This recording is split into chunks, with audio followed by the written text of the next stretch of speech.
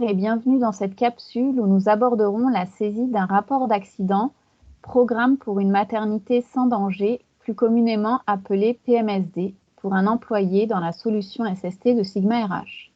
Nous verrons également l'écran Gestion du rapport final en CNE-SST. Il est possible que certains éléments présentés s'affichent différemment à votre écran, compte tenu des privilèges d'accès qui vous ont été octroyés et des adaptations spécifiques à votre établissement.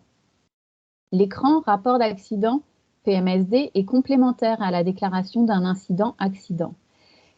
Cet écran sert principalement à inscrire tous les renseignements pertinents à un événement accidentel ainsi que toute démarche en lien avec le programme pour une maternité sans danger.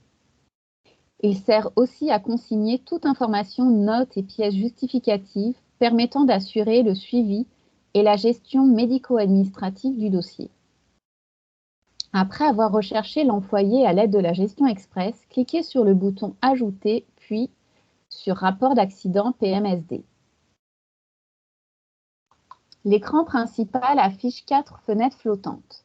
La fenêtre flottante « Rapport d'accident PMSD » vous permet d'inscrire les informations générales qui se rattachent à l'événement survenu. À l'ouverture de l'écran, le champ « Indicateur » vous permet, si vous le souhaitez, d'appliquer un code de couleur à votre événement en utilisant la loupe. Le champ grisé, numéro de l'événement, permet quant à lui d'identifier votre événement avec un numéro unique qui se générera automatiquement après l'enregistrement.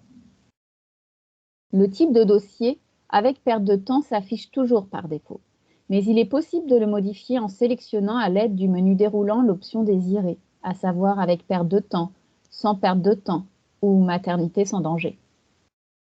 Si vous modifiez cette sélection, votre page s'actualisera et un contenu adapté au type de dossier choisi s'affichera. Par la suite, vous pouvez sélectionner le régime qui s'y rattache parmi les choix proposés. Vous devez obligatoirement saisir une date et une heure d'événement dans le champ du même nom. Le champ Statut du dossier vous permet d'indiquer si votre événement est ouvert, fermé ou ouvert sans gestion. Lorsque vous sélectionnez le statut fermé, il sera important que le champ Date de fermeture soit renseigné. D'autres dates et informations importantes peuvent être saisies, comme par exemple la date de la déclaration, la catégorie d'événement et la date de première absence qui alimentera automatiquement le champ Date de la 3e année CNE-SST. En sélectionnant le site du lieu de l'accident, le nom et le numéro du site se généreront automatiquement.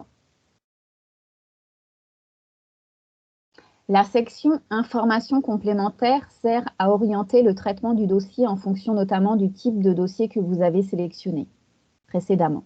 En fonction des informations saisies, le champ « Instructions » à l'utilisateur pourrait afficher des indications afin de vous guider vers les prochaines étapes à envisager pour le traitement de votre dossier. Certaines informations relatives à la CNE-SST ainsi que des précisions sur le lieu de l'événement peuvent être rapportées dans la partie intitulée « Informations sur l'employé lors de l'événement ». Par exemple, vous pouvez saisir la date où la CNE-SST a été avisée, l'établissement CNE-SST ou encore préciser si l'événement s'est produit ou non au poste de travail de l'employé.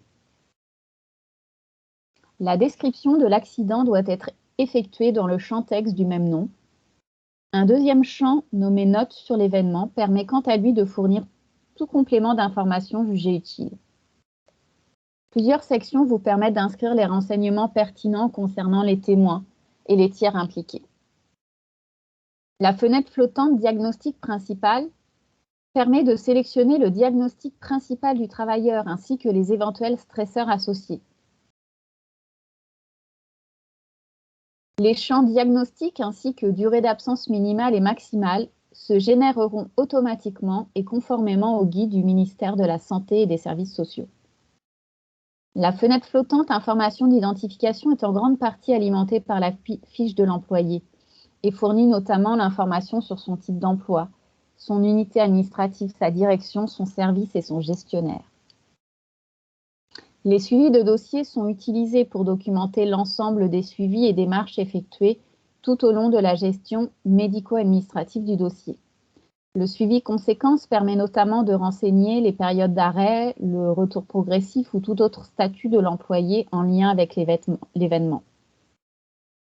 Il n'y a pas de limite quant au nombre de suivis que vous pouvez ajouter à un dossier. Il est préférable d'ajouter un suivi à chaque fois qu'un nouvel élément survient au cours de l'événement. Nous vous invitons d'ailleurs à visionner les autres capsules pour connaître le fonctionnement et le détail de chacun des suivis. Pour cette présentation, sélectionnons Gestion du rapport final en CNESST. Ce suivi permet de documenter la suite que l'employeur compte donner suite à la réception du rapport final en CNESST, ainsi que les conclusions du rapport. En fonction des informations sélectionnées, certaines indications pourraient apparaître pour vous guider dans la suite du processus. Enfin, pour sauvegarder et retourner à l'écran précédent, cliquez sur le bouton Enregistrer. Un résumé des suivis s'affiche dans la section Suivi de dossier.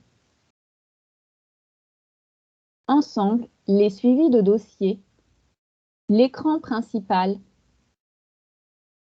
et l'écran secondaire constituent l'événement rapport d'accident PMSD de l'employé. C'est ce qui complète cette capsule sur le rapport d'accident, le programme pour une maternité sans danger. Merci de votre attention et bonne journée.